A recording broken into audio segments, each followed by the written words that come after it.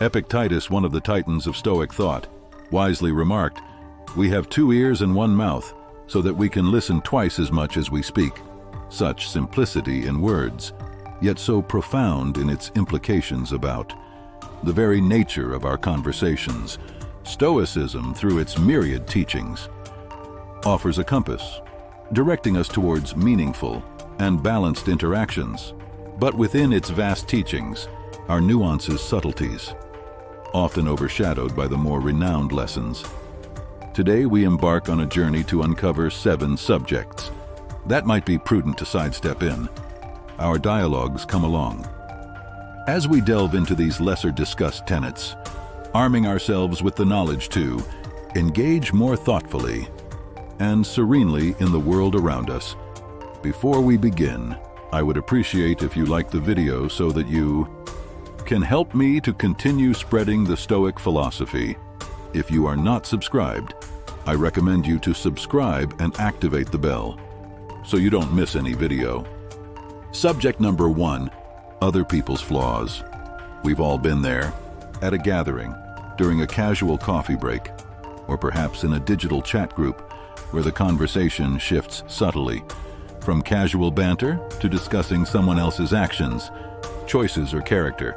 The allure of gossip can be powerful, but what do we truly achieve by indulging in it?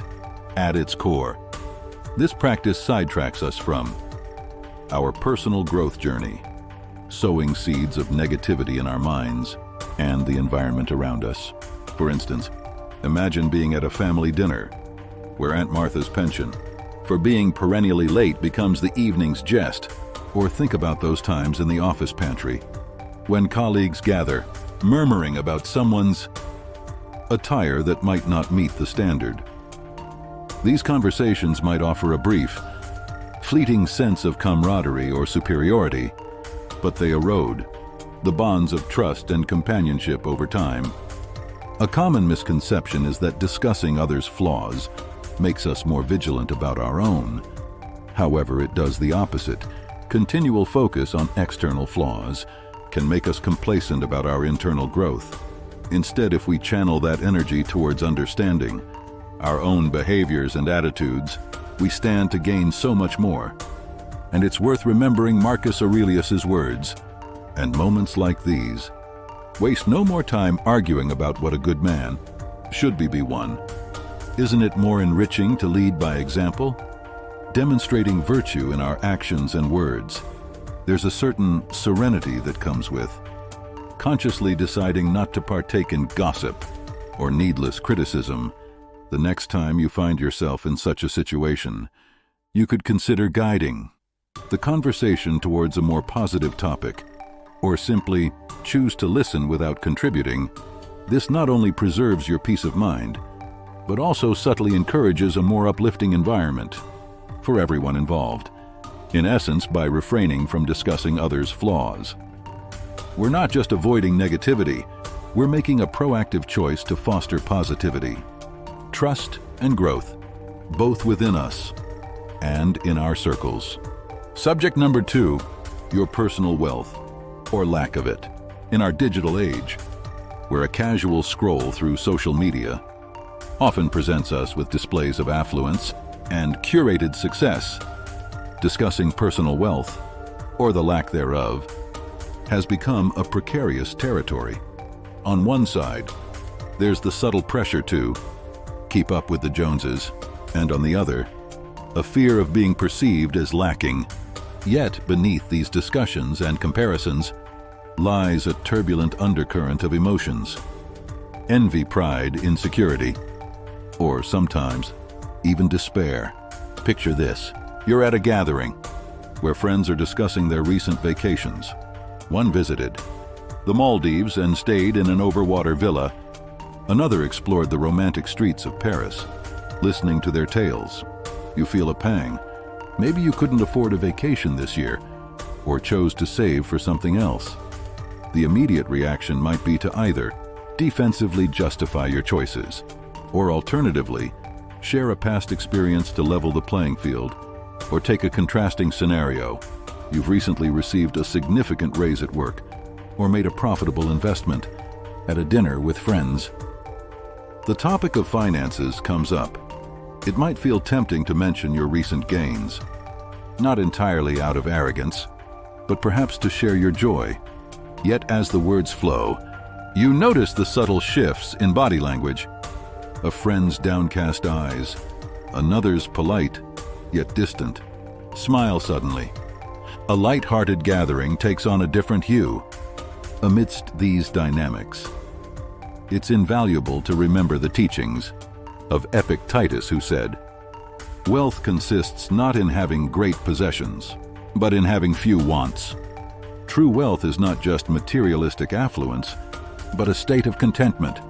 It's about understanding and appreciating what we have, rather than yearning for what we don't. Sharing and celebrating success is wonderful, but it's essential to tread with sensitivity and awareness, ensuring we're not inadvertently sowing seeds of inadequacy or discontent in ourselves or others. Conversely, feeling content with our financial status, regardless of societal standards, is an empowering stance. It frees you from the emotional roller coaster of constant comparison. To cultivate a Stoic approach to wealth, consider reflecting on your own relationship with money. Does discussing it bring you genuine joy, or does it stem from a place of wanting validation? Recognizing this can guide our conversations towards more authentic and harmonious exchanges. After all, the most meaningful riches lie not in our bank accounts, but in the depth of our relationships, the quality of our character, and the tranquility of our souls. Subject number 3. Past grievances. Carrying the weight of past grievances can be likened to hauling a heavy backpack on a long journey. The more you hold on to, the harder your journey becomes. It's a natural human inclination to remember wrongs committed against us, whether they're major betrayals or minor slights. However, constantly discussing or reliving these grievances not only intensifies the burden, but also prevents us from fully experiencing the present moment and the potential joys it offers. Imagine a childhood friend, Alice, with whom you've shared countless memories. Yet one summer, due to a misunderstanding, she missed your birthday party, an event you had eagerly anticipated together. Years have passed, and you've had numerous happy occasions since then, but every time you both meet, the shadow of that missed party looms large. Instead of celebrating the present friendship and the shared bond, the conversations often circle back to that one grievance, preventing the relationship from blossoming further. As we navigate these feelings, recalling the words of Seneca can offer perspective. The greatest remedy for anger is delay, instead of impulsively reacting to wrongs and cementing them in our memory.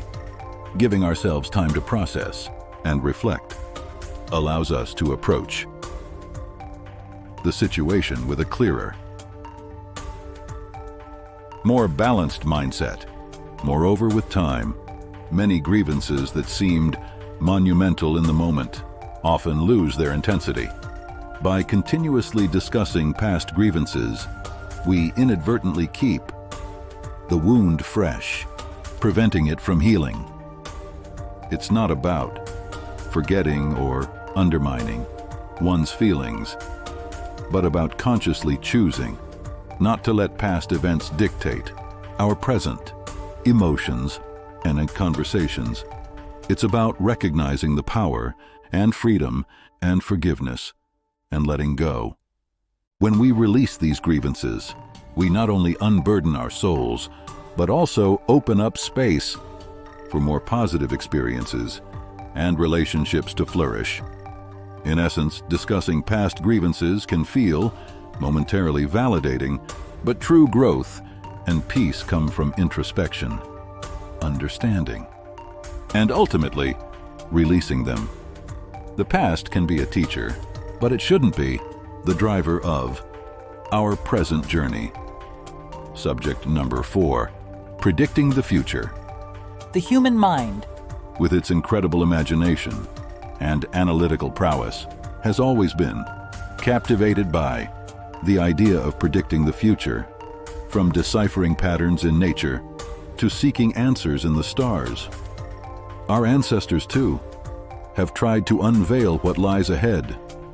Today, in our age of data and algorithms, that quest continues, albeit in different forms. Yet, while foresight and planning are commendable, obsessively trying to predict every twist and turn can become an exhausting, often anxiety-ridden endeavor. Let's step into the shoes of Maya, a young woman about to graduate from university. The possibilities are vast, but so are the uncertainties. Every dinner, conversation with family turns into a speculation fast about job prospects, potential cities to move to, and the nature of the economy in the next 5 years. Friends constantly discuss potential career paths, comparing prospects and probabilities. The result, Maya feels an overwhelming pressure and anxiety stemming not from the present, but from the myriad unpredictable futures. As these waves of uncertainty and anxiety rise, it's worth pondering on Seneca's observation: we suffer more often in imagination than in reality. While it's practical and even wise to be informed and prepared, constantly discussing and speculating about an uncertain future can magnify imagined challenges, turning them into looming threats. More often than not, many of these predicted scenarios never come to pass, or if they do, they're rarely as daunting as our minds had amplified them to be. What Stoicism teaches us here is the value of embracing the present moment, instead of getting lost in the maze of what-ifs. It's about grounding ourselves in the what is. While we can't control every facet of the future, we can control our actions and responses in the present by reducing the time spent on endless speculations. We can redirect our energies towards actionable, meaningful steps that align with our values and goals. While discussing potential futures can be enlightening, it's essential to strike a balance. The true beauty of life lies not in predicting every sunset and sunrise, but in marveling at the hues of the present moment, confident in our ability to adapt and thrive, come what may. Subject number 5, Petty Controversies. The magnetic pull of controversy is deeply woven into the fabric of our social interactions. It caters to our innate curiosity and desire for connection, even if it's over topics that, in the grand scheme of things, might seem insignificant. Such controversies might appear harmless at first glance, yet their insidious nature lies in their ability to consume our mental bandwidth and divert our focus for matters of genuine substance. Jenna, an ambitious young writer, knows this all too well. On a bright Sunday morning, with a fresh cup of coffee in hand, she settles down to pen a few chapters of her novel. However, a buzzing notification draws her attention to a trending topic on social media: a debate over a celebrity's new hairstyle. She reads a comment, then another, formulates a reply, and soon finds herself descending down a rabbit hole of opinions and counter-opinions. Hours later, the page she intended to fill with her creativity remains blank. Her initial enthusiasm, a distant memory, now extrapolating from Jenna's experience. It's easy to see the broader implications. These minor distractions, if allowed to persist, can accumulate morphing into significant obstacles in our personal and professional lives. They shift our conversations, dominate our free time, and more worryingly, begin to shape our self-worth and perception. Based on fleeting, often shallow metrics, the wisdom of Epictetus offers guidance in such scenarios. It's not what happens to you, but how you react to it that matters. This sentiment reminds us that, while we cannot always control the influx of controversies in our environment, we hold the reins when it comes to our engagement. By consciously choosing where we direct our attention, we reclaim our mental space, ensuring that it's reserved for endeavors that align with our aspirations and values. But how do we cultivate this discernment? It starts with self-awareness. By regularly evaluating our motivations behind participating in a controversy, we can discern whether it's out of genuine interest or mere habit. It's also beneficial to curate our information sources, ensuring that what we consume aligns with our goals and values. To immerse oneself in the vast ocean of controversies is a choice, yet with awareness and intention, we can sail these waters, anchoring ourselves in discussions of depth and substance, and steering clear of the ephemeral whirlpools that seek to draw us in. The journey towards discernment is continuous, but with each conscious decision, we move closer to a life of purpose, undeterred by the fleeting storms of petty controversies. Subject number 6, vain displays of knowledge. The pursuit of knowledge is a noble endeavor, yet it can sometimes lead us astray when the intent behind it shifts from personal growth to mere showmanship. Flaunting knowledge without genuine purpose is akin to hoarding treasures in a chest and displaying them for fleeting admiration rather than using them to enrich one's life or the lives of others. Take the case of Arya, a passionate reader who always had a book in hand.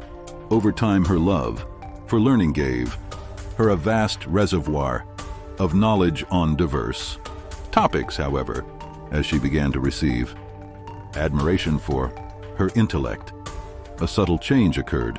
Instead of sharing knowledge to enlighten or assist others, her conversations started taking on a different tone.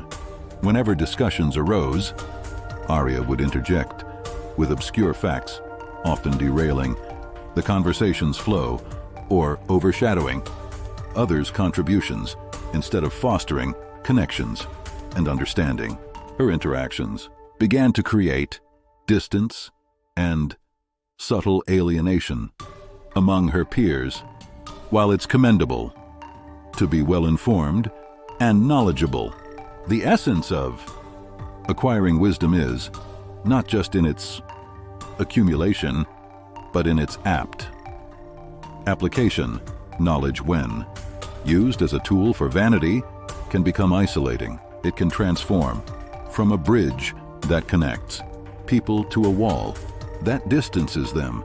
Seneca once said, "True happiness is to enjoy the present without anxious dependence upon the future." In the context of our discussion, this could be interpreted as enjoying the process of learning and sharing knowledge genuinely without the anxiety of constantly proving oneself or seeking validation. A genuine display of knowledge is not in reciting facts, but in applying them meaningfully, in aiding understanding, in fostering connections, and in using what. We know to uplift ourselves and others. It's about knowing when to speak, what to share, and how to communicate, ensuring that the essence of the message is not lost in the clamor for recognition. In our journey of continuous learning, it's crucial to frequently introspect and evaluate our intentions. Are we seeking knowledge to grow, or are we seeking it to glow? By aligning our quest for knowledge with the genuine intention of personal growth and positive contribution, we can ensure that our wisdom becomes a beacon of light for ourselves and those around us, rather than a mere decorative lamp, admired but not illuminating. Subject number 7, obsessive self-criticism. In an era where perfection is often celebrated, it's common for many of us to hold ourselves to incredibly high standards. While aiming for excellence can drive progress, incessantly critiquing every action and thought can become counterproductive.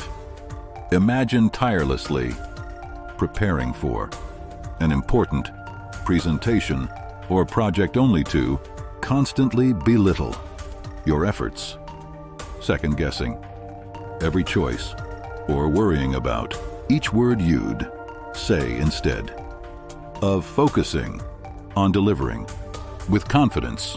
You're entangled in a web of overanalysis where the fear of perceived inadequacy overshadows genuine effort. This relentless internal scrutiny, instead of acting as a motivator, can become a deterrent. It can hinder spontaneity, reduce creativity, and even impact overall well-being. The excitement of starting a new endeavor or the joy of completing a task can quickly be clouded by the persistent voice that asks, "Was it good enough?" Embedded within this challenge is a Stoic reflection by Marcus Aurelius. The universe is change. Our life is what our thoughts make it. If our thoughts are perpetually critical, our reality mirrors that negativity. But if we can manage to harness our thoughts, we have the power to reshape our reality, breaking free from the cycle of self-criticism. Involves recognizing and challenging these self-deprecating thoughts. It's about understanding the difference between wanting to improve and unnecessarily pulling oneself down. It might help to consider whether you would subject a friend to the same level of criticism you apply to yourself. Often, we are our own harshest critics. Fostering a mindset of growth where mistakes are seen as stepping stones and not stumbling blocks can pave the way for healthier self-assessment. By celebrating small victories and understanding that the path to success is often non-linear, we can navigate our journey with a balanced perspective, embracing both our strengths and areas of improvement. In essence, while self-awareness is a valuable asset, obsessive self-criticism can be a formidable obstacle. By cultivating a mindset of growth, compassion, and understanding, we can achieve a harmonious balance that fuels progress without compromising well-being in our journey through life. Understanding the nature of our conversations, both internal and external, can significantly shape our experiences and perceptions. As we've delved into today, there are subjects that, when ruminated upon excessively, can distort our vision and stifle our growth. I encourage you all to pause, introspect, and evaluate. The narratives you often find yourself entwined in, are there themes you're giving undue importance to? Moments or regrets that have outlived their relevance? Share your insights and reflections in the comments below. Your experiences might resonate with someone else, and together we can foster a community of growth, understanding, and mutual support. Let's embark on this transformative journey, hand in hand, fostering a better understanding of ourselves and the world around us. Thank you for sharing this enlightening journey with me, and until our next philosophical venture, may you always tread the path less traveled, the Stoic way.